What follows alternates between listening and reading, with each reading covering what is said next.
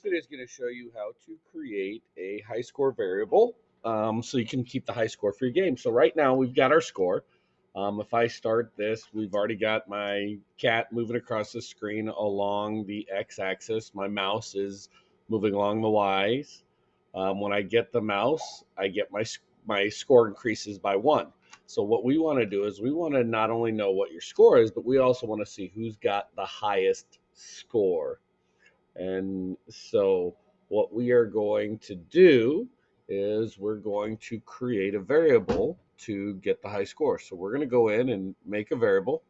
We can call this high score, longest time, whatever you want to call the variable. So I'm going to call this high score for all sprites, and I'm going to put my high score at the opposite side. So here's what the high score for my game is. And what we're going to do is this is where the high score is going to be. So what we've got here is in our game, we set our score to 0. So every time we start a game, our score will reset back to 0. Now, we don't want to set our high score to 0 because we want the high score to always stay with us to say what we've got. So what we're going to do is we're going to come down in our forever block. We're going to make a new conditional statement. So we're going to go in and we're make a new if statement. So make a new condition. So if this, then what do we want to do? And what we're going to do is if, and we're going to make our operator math operators, and we're going to use a greater than symbol. And essentially what we want to have happen, our condition is going to be if the score is greater than the high score, then we want the score to become the high score. So what we're going to do is do the greater than operator, and are going to go into our variables. The first thing we're going to do is that we're going to say if my score, because that's the first parameter that we're looking at, if my score is greater than what?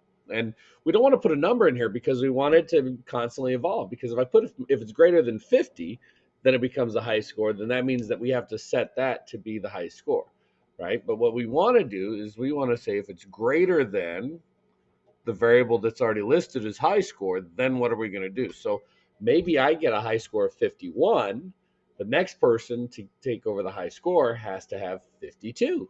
So what we're going to do then is if score is greater than the high score, we're going to say set high score to, and we don't want to set it to a number. We want to set high score to whatever that score value is. Okay, so now when I play my game, I've got my high score. I move my cat over here, and my cat catches it. You'll see right away because the high score right now starts out as 0.